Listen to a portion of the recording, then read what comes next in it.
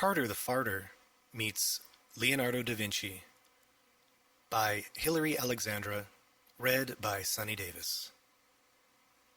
Chapter 1. The Farting Problem and the Magical Green Cloud. I fart. I fart a lot. My real name is Carter Parker, but I'm better known at school as Carter the Farter. I am 11 years old. I have the best farts in the world. There's nobody that has farts as good as mine. I'm known throughout the whole town as the boy with big, gigantic, massive backfires. I was even featured in our school newspaper, and it was on the front page. Fart Boy Saves School Concert Competition. There I was, photographed with my eyes all bugging out as I released popgun fart explosions. I had terrible gas the night of the concert, but it turns out my timing was perfect for a change.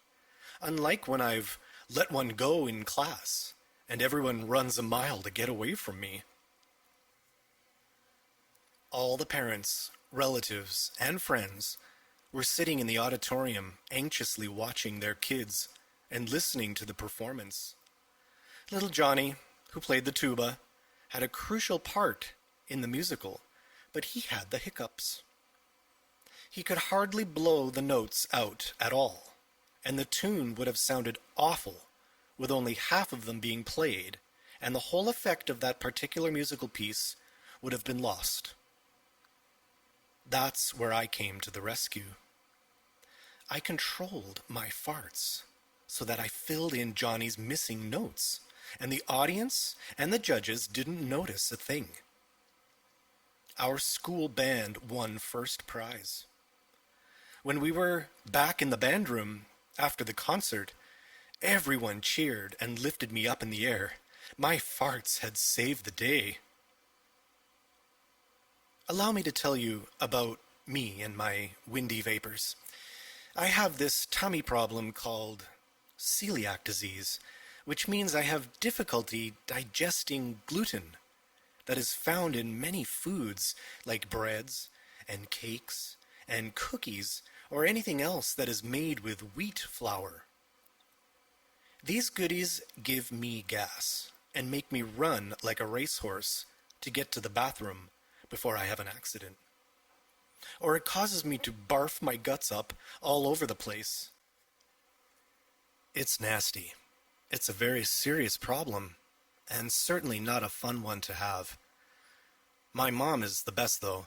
She always tries to make me special treats that I can eat without getting an upset tummy. Like everything in life, breaking wind has a time and place. But for me, bottom burps can strike in two very different ways. Uncontrollable toots, or sharp, shooting pains that feel a lot like dying. Sometimes I don't know whether I should laugh or cry. It can be very embarrassing.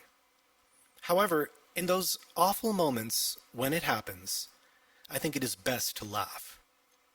After all, everyone does fart and let little stinkers go now and then. It was during a rather explosive gas attack one day that I discovered that eating lots of green veggies all at once, and I mean all at once, also fills me up with a rather volatile, explosive, musical, gassy mixture. It fills me up with gas as much as if I had eaten gluten. But lucky for me, it doesn't make me feel like I have to puke. I have celiac disease, and that's a fact, and my mom forgot to make me an after-school treat this particular day. So I had no choice.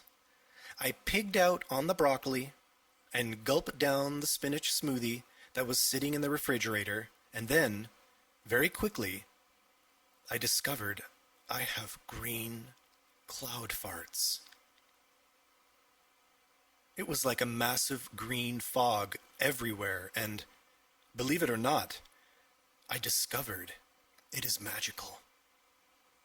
It ignites my superpowers. I didn't even know I had superpowers before that day. Imagine, I can travel back in time.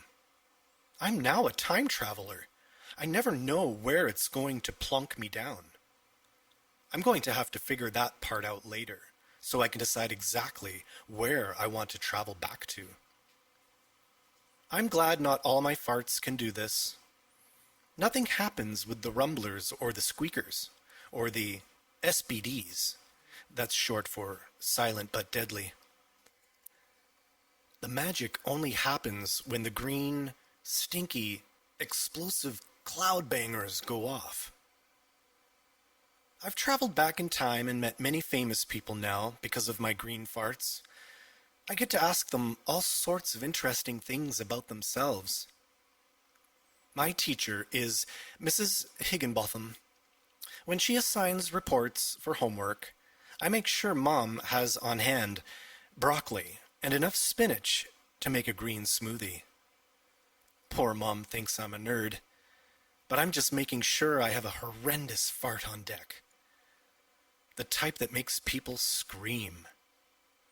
Roll down the windows or get away from the door as toots fled out uncontrollably. Chapter 2. The adventure begins. I have to share with you one of my earliest adventures when I had traveled way, way back in time. It all began one day last year when Mrs. Higginbotham handed out our assignments. Every student was to write a report on a famous person. I had no idea who to select, but I knew my handy-dandy green fart cloud would guide my way. On this particular trip, I ended up traveling all the way back to the late 1500s. Before I left, I had checked the fridge, and yes, there was plenty of broccoli and spinach. I gobbled it all up and went to my room to wait. Sure enough, not long after, I needed to pass gas. I held on and on and on and let the pressure build up. And then, when I couldn't hold on any longer, it made a loud, booming escape. I let the fart speak for itself.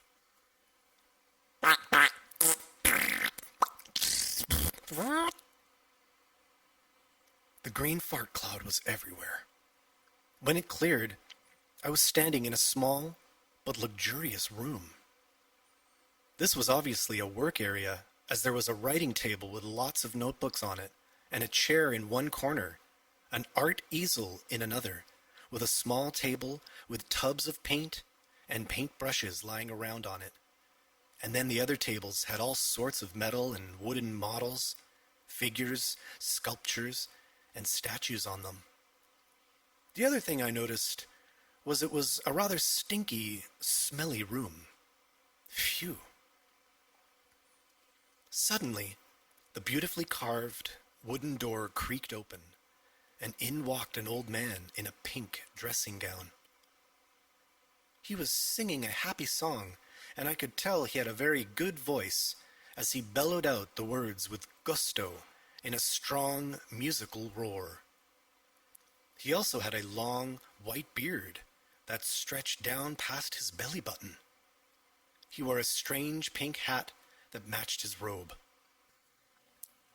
He didn't see me at first, and he let out a spectacular trouser burp, although I should probably call it a robe burp, as he wasn't wearing any trousers that I could see. He chuckled and laughed as he plunked himself down at his easel, obviously happy that he had released the gassy buildup he had in his tummy. My thoughts were, with such a rumble like that, I knew exactly why the room was so smelly. I went over to him to introduce myself. I must have given him an awful fright, because he jumped right back up out of his chair immediately, and in doing so, he let out another little stinker.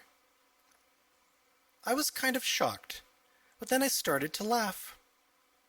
I couldn't get that silly grin off my face. I'm the one who usually does all the farting. I'm not used to being with someone who farts as good as I can. I had to think fast. I quickly recovered and continued to introduce myself to him.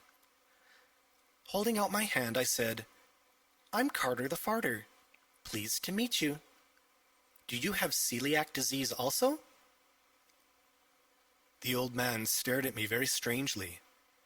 He gingerly put his hand out to shake mine and said, "I'm Leonardo da Vinci. How did you get in here? And no, I'm not celiac, but I am a vegetarian, which gives me a very windy bottom, if you must know." After introductions, I was happy to realize that this time my green farts had blown me all the way back to the Renaissance era. This was a period in time during which important developments and discoveries in areas such as art and science had taken place. I couldn't believe I was talking with the one and only and probably the most brilliant man in history, Leonardo da Vinci. I told him all about my magical green farts, and that they could transport me back in time. He was very impressed. He excused himself again for stinking up the room, and told me his vegetarian diet made him toot all the time. But he said sadly that his farts were unfortunately not in the least bit magical. Well, no matter. I was super happy. I know everyone farts and lets out little stinkies now and then, but the great Leonardo da Vinci and I had constant, explosive trumpet-blowing booty coughs in common. Chapter 3. Getting to know you. We chatted all afternoon. I told Leonardo about my homework assignment and asked would he mind if I took notes. He thought that was a marvelous idea, and he was very fond, like really very fond indeed, of note-taking. Near supper time, we walked over to the cobblestone streets to go to the market to get something to eat. Everyone we met greeted Leonardo with bows and hugs. He was obviously well known and well liked in this town. We passed the stinky fish market, and then the cheese stall, which had an even worse smell than the fishy pong that went right up my nose from the fish. We came to the vegetable stand next. Leonardo picked out some lovely fresh fruits and vegetables. After that, we bought some loaves of bread for Leonardo. Not for me, of course. Remember, no gluten for me. He bought some rice to make a pudding with. He also bought a little birdie in a small cage. Then, to my surprise, he released it and got very excited when the little fellow flew away. He remarked at how beautiful the wings were that carried him off, and now he was free. This made him very happy. We sauntered back to Leonardo's house, which was the beautiful mansion that the King of France had given him. We went into the magnificent dining room, and we sat down at the long table to eat. I ate all the carrots and squash, but was careful not to help myself to too many of the green veggies, as I didn't want to leave Leonardo unexpectedly in a rush. If I had a butt bazooka go off, and it turned out to be a big, old, stinky, green, cloudy one, then I would be blasting off on another time travel mission somewhere, and I wouldn't have discovered all the interesting facts about Leonardo da Vinci that I needed to learn. We were both hungry and ate our dinner with delight. We then sat by the fire, and we talked and answered the call of the wild burrito, and talked some more and tooted again and talked. But his butt bongos were thunderous, and he didn't seem to care who heard them. In fact, I think he was rather pleased with them because he always got this big grin on his face after he dropped a stink bomb. Leonardo was a great talker, He hardly stopped to take his breath. I had finally met my match. He talked every bit as much as I could. My teacher always says that while it's good to be able to talk on all sorts of topics, it was equally good to strive to be a good listener. She always says, when you talk, you are just repeating what you already know. But when you are listening, that's when you learn new things. I learned so many things from Leonardo that day. He even has the same birthday as my great-aunt Molly. Leonardo was born on April 15th, 1452. Except, of course, Aunt Molly was born years later. He also let me in on a little secret. His favorite color was pink. He said he wore pink to make his complexion look fresh. When I get back home, I'm going to get a new pink shirt for myself and see if that helps my pale skin and help me look better. Leonardo was an Italian. He told me he was born in Vinci, near Florence in Italy. That's how he got his name. It means Leonardo of the city of Vinci. In those days, people were named after the places they were born in. I'm glad they don't do that in America today. Introductions could be very embarrassing indeed. Visualize this. Hello, my name is Carter Booger Hollow from West Virginia. Or how about, my name is Carter Ding Dong from Texas. Look these places up. They are real. Thank goodness we don't get named after places we were born in anymore. I think Leonardo was in love with a lady named Mona, but he never did marry her, or anyone else for that matter, and he never had any children of his own. His parents before him never married each other, but they both had lots of children. Leonardo had 12 half-siblings who were much younger than he was. I was about to ask him if his stepbrothers and sisters liked to paint like he did, but he had already started to talk about his mother, and we never got back to that. His mother's name was Caterina. She was a young peasant girl, and his father, Ser Piero, was a wealthy Florentine lawyer. Leonardo spent his younger years with his mother, and later he lived with his father, grandparents, and an uncle. He had an amazing mind, but he never went to school. Instead, he was taught reading, writing, and mathematics at home. At the age of 14, he worked for an artist called Verrocchio, under whom he learned loads of technical skills, including metalworking, leather arts, carpentry, drawing, and sculpting. I told him, in America, children of 14 didn't go out to work, and that most of us go to school until we are 18 years old. And then we go on to college or university for another 4 to 6 years after that. Leonardo shook his head in surprise and went on to tell me that by the age of 20, he had qualified as a master artist in the Guild of St. Luke, which was like a prestigious association for painters and artists. And it was then that he started his very own workshop.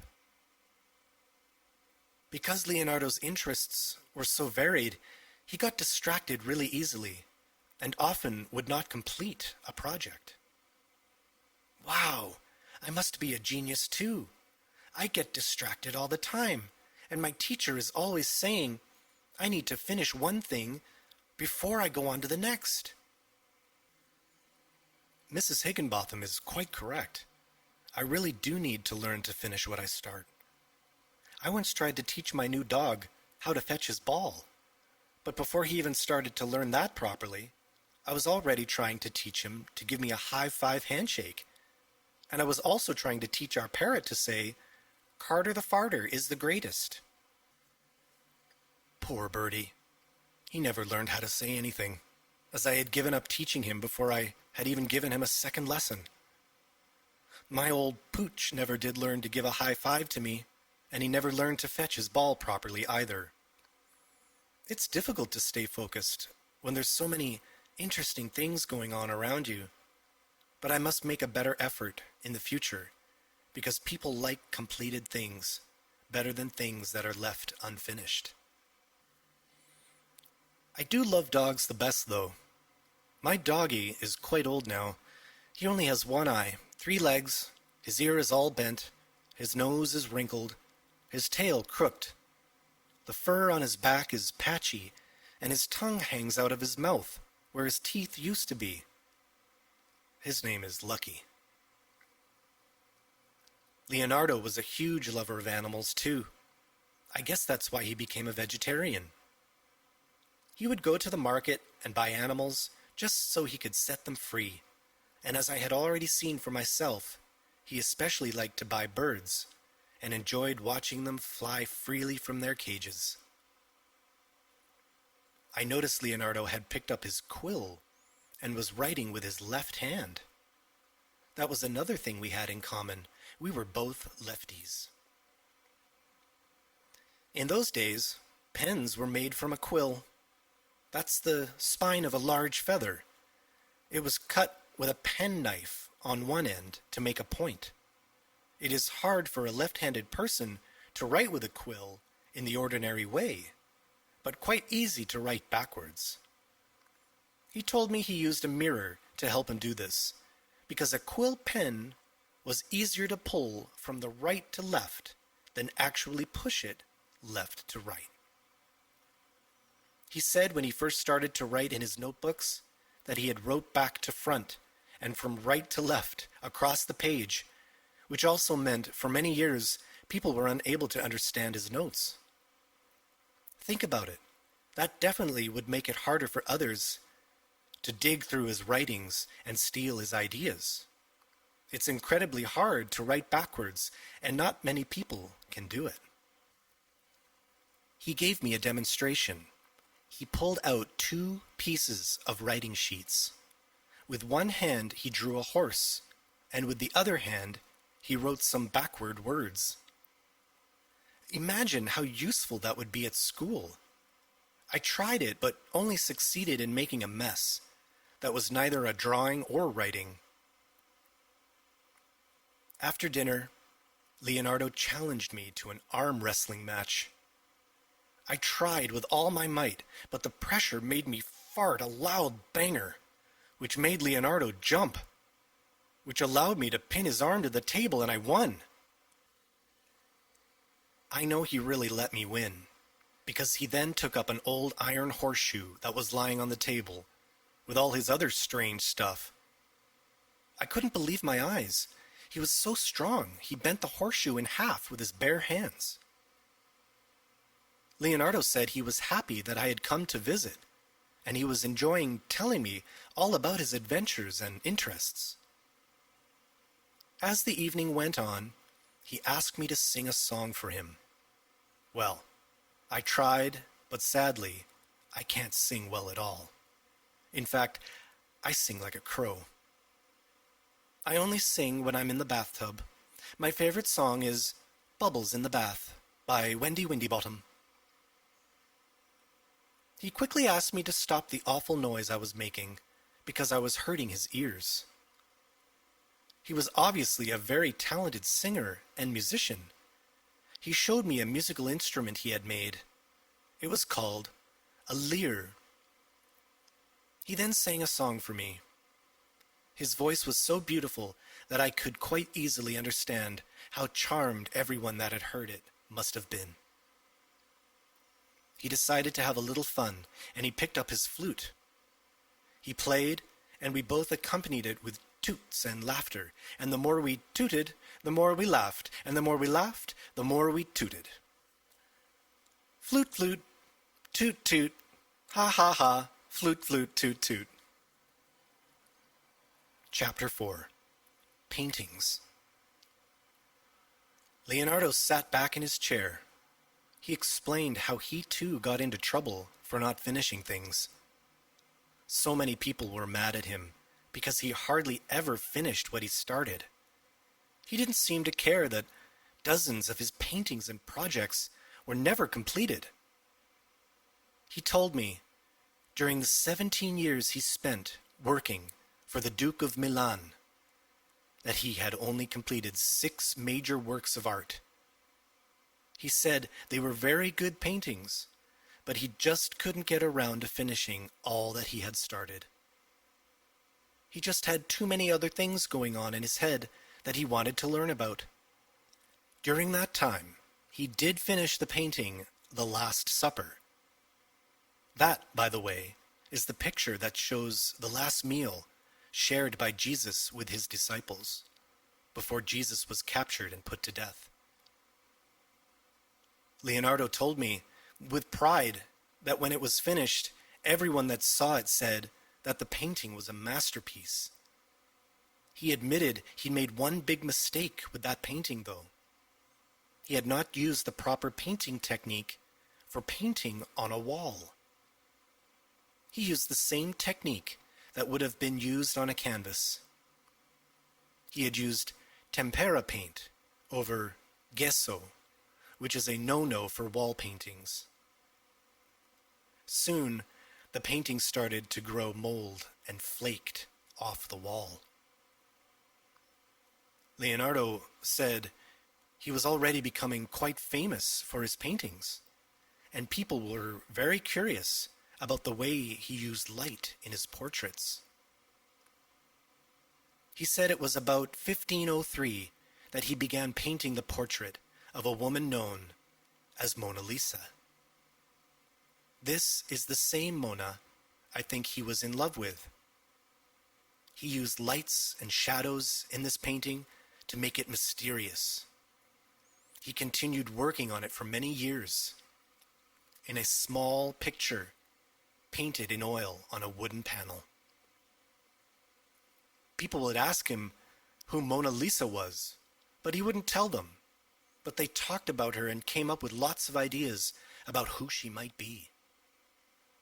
Some said it was the real-life wife of a merchant. Some others even said it was a self-portrait of himself as a woman. I don't think that can be true.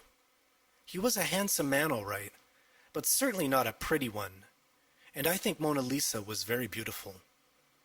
He was asked to paint this lovely lady, but he never delivered it to the person who requested the portrait. He said he loved that painting so much that he couldn't part with it. I think he was being sappy and kept it to remind himself of her. I could see he had placed the painting on his easel in the corner of the room. He explained he was fascinated with Mona's expression. He told me that he ordered music to be played at every painting session he had with her, as it seemed to please her. He wanted to capture that smile, and she seemed to really enjoy the tunes.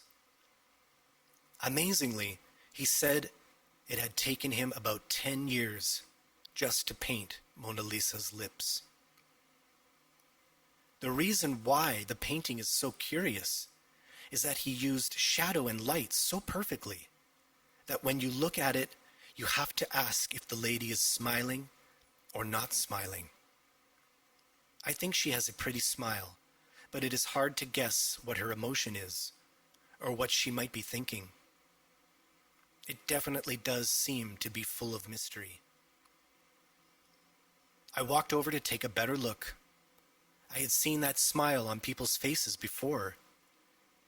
As I bent down, I saw the mysterious expression up close, and right away, I knew what the Mona Lisa was smiling about. Problem solved.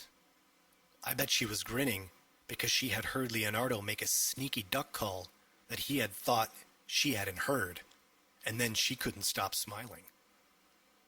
That happens to me when I go to church, and the church giggles, and I try to stop from laughing out loud. I get this grin on my face like I'm going to burst. I bet Mona was too polite to say anything, and couldn't help the smile coming on her face after hearing Leonardo's butt yodeling. Leonardo chuckled as he knew I had guessed correctly. Chapter 5. Inventions. As I walked back to the chair by the fireplace, I asked Leonardo about all the interesting things he had on the tables. He told me he would often think of ways he could come up with new inventions. He showed me his notebooks with notes and drawings of all his plans. As I flipped through some of his journals, I could see he had many brilliant ideas. He had drawings of helicopters, airplanes, tanks, a repeating rifle, calculators, a parachute, swinging bridge, paddle boat, motor car, and even a robot. A telephone, evolution, and solar power. This man was interested in so many different things. I did find this rather strange, though, and I asked him to explain himself.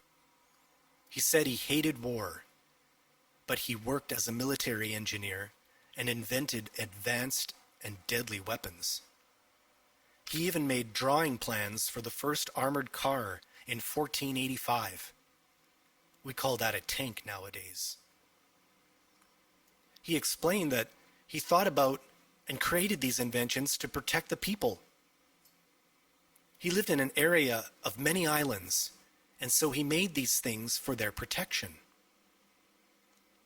He also told me about the bicycle he had invented, and about the inflatable tube he designed so people could float on water.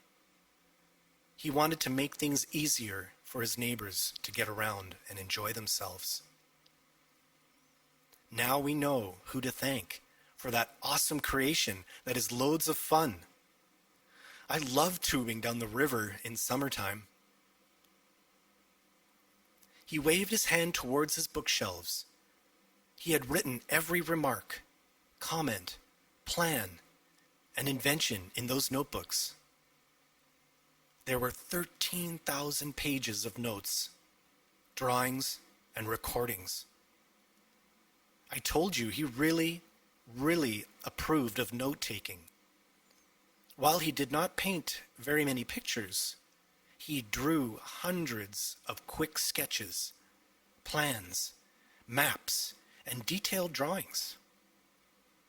This is the way that he recorded all the interesting things that he saw, studied, and thought about.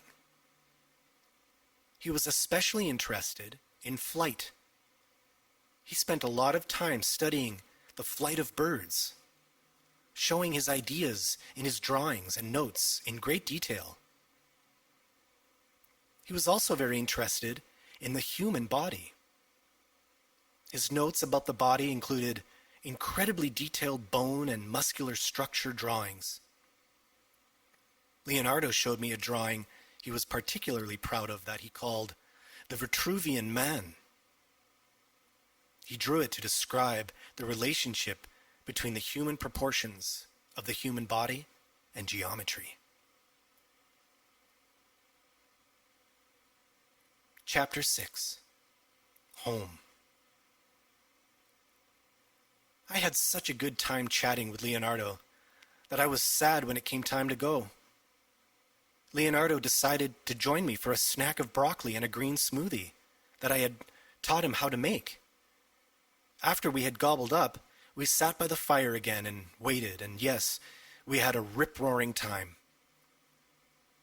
Leonardo cut the cheese, Bum sneezed and laughed his head off while I did my best to hold in the gassy concoction until I could hold on no more.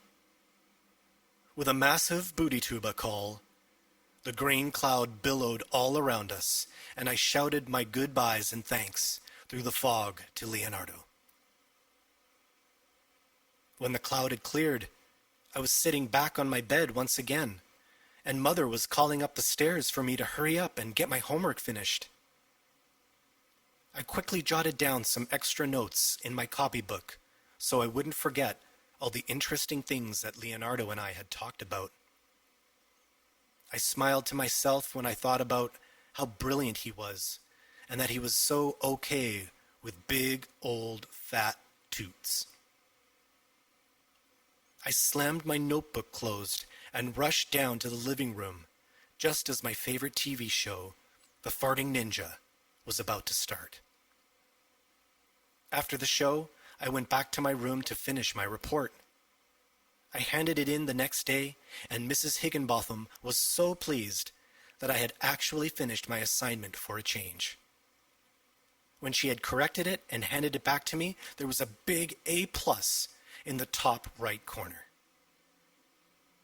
I will never forget my meeting with Leonardo da Vinci, and I am so grateful that I can time travel.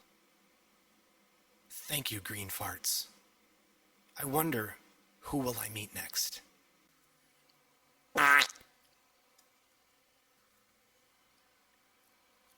Carter the Farter Meets Leonardo da Vinci by Hilary Alexandra, read by Sonny Davis.